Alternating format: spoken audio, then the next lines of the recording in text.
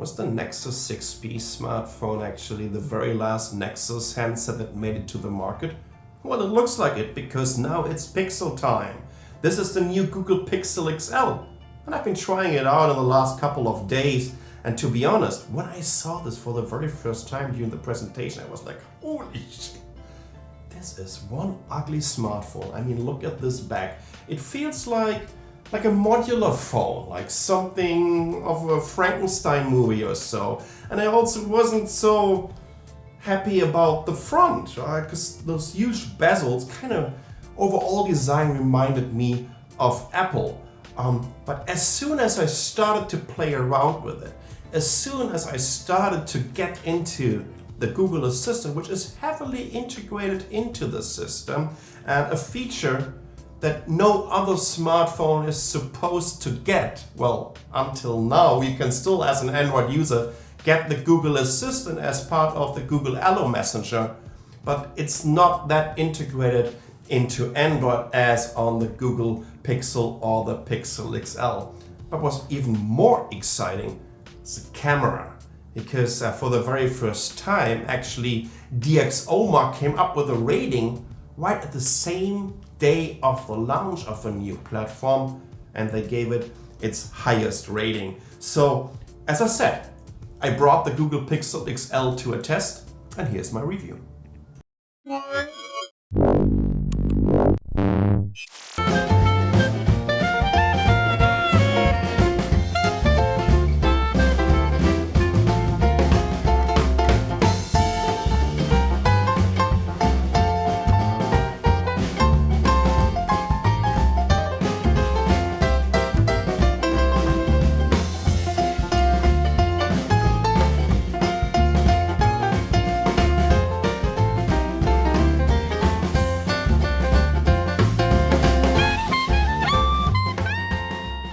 So when you compare the Google Pixel XL to the Nexus 6P, first of all, you will notice that the screen is slightly smaller.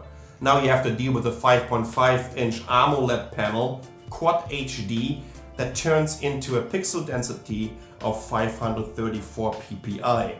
The device is 8.5 millimeters thin and weighs 168 grams, which is slightly heavier than the Samsung Galaxy S7 Edge. And it also has a slightly smaller battery. This is a 3450 mAh, which still gets you easily through the day. And this is basically also because of the latest Qualcomm Snapdragon 821, which is a quad-core SoC. That means you're getting two 2.15 GHz cores and two 1.6 GHz cores, which is slightly underclocked compared to the maximum specs of this platform. It's getting supported by 4 GB of RAM and versions of 32 and 128 GB of internal storage. So talking about the Google Pixel version of the Qualcomm Snapdragon 821, why don't we bring it to a test? So let's check out some of the latest and most common benchmarks.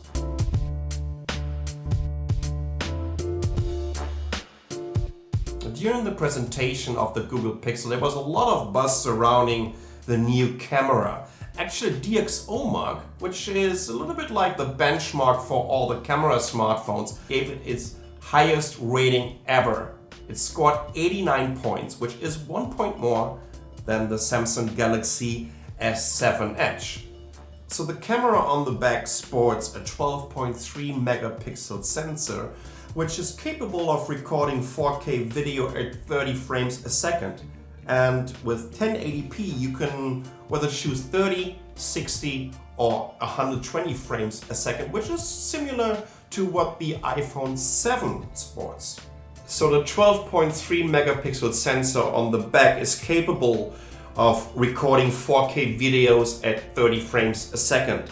For 1080p videos, you can choose between 30, 60 or 120 frames a second, which is basically the same what the iPhone 7 supports. What's really interesting about the Pixel camera is that it doesn't come with an optical image stabilizer. They're using an EIS, which is an electronic image stabilizer or gyro. Because it's raining, the night market's a little bit dead, so it's not as entertaining as it could be. So here we have some squid stands. Look at them there. Yeah. And we can keep on going through.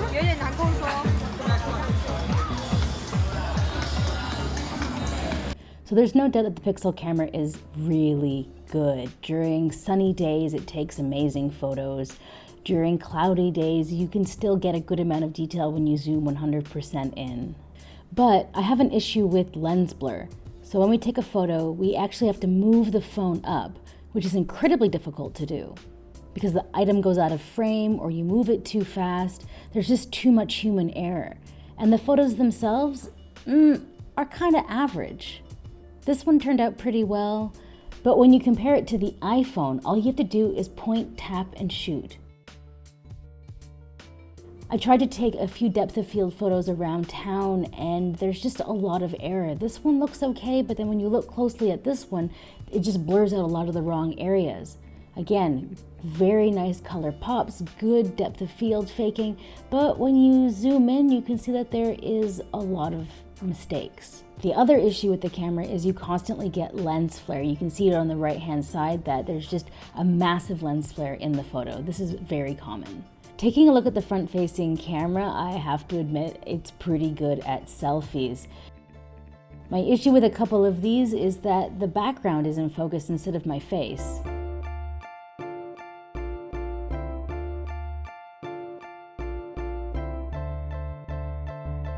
I think it was one of the Sony Xperia Zs. It was the first phone supposed to be really water resistant, right?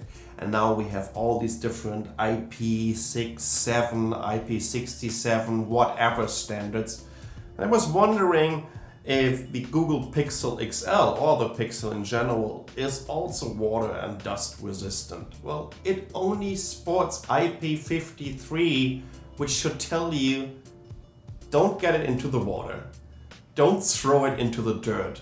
But actually there's a quite interesting video on the internet, where else, that is going to show you that it will survive underneath the surface for quite a while.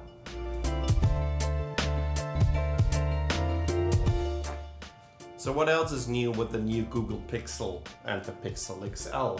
Well, it comes with Android 7.1 and it has some really interesting features. And one of these features is actually something that is supposed to also come to the Nexus phones, at least the Nexus 6P, because it also sports a fingerprint sensor on the back. You can actually set up motions or gestures and you can just swipe down and then you can see your notifications, right? It's that easy. So this might be something that you will also be able to see all you Nexus 6P users out there on your Nexus handset. So the Google Assistant is basically like a Google Now 2.0 or a Siri on steroids, or maybe like a next generation of the Microsoft Cortana, heavily integrated into Android. And it seems that this is going to be a Google Pixel handset exclusive. Well, I've been trying it out for the last days and it's quite interesting to see what useful answers you're getting. So let's talk about all the Google Assistant features that are exclusive for the Pixel and the Pixel XL. Well, the first and definitely the most important one is this one. Okay, Google. You can immediately go into the Assistant even though the phone is in standby. Okay, Google. Open Chrome. So you can open whatever app is installed on your device. You can't do this with Google Allo. Okay, Google. Take a photo in 5 seconds.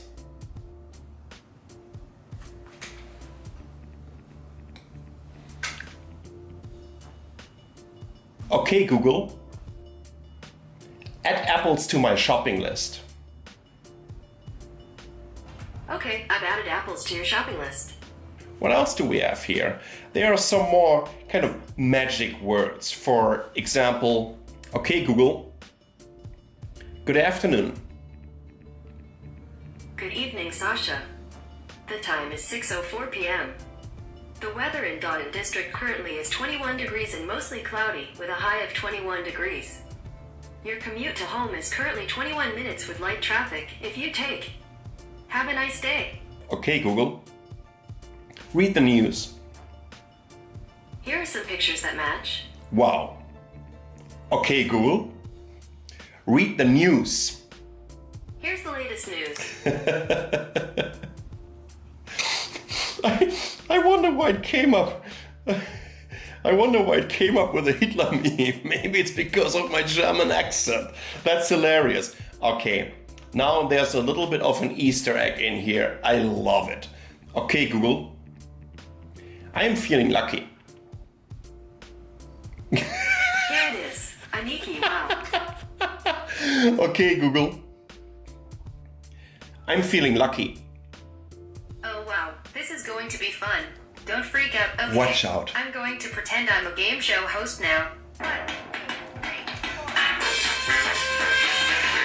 This is amazing.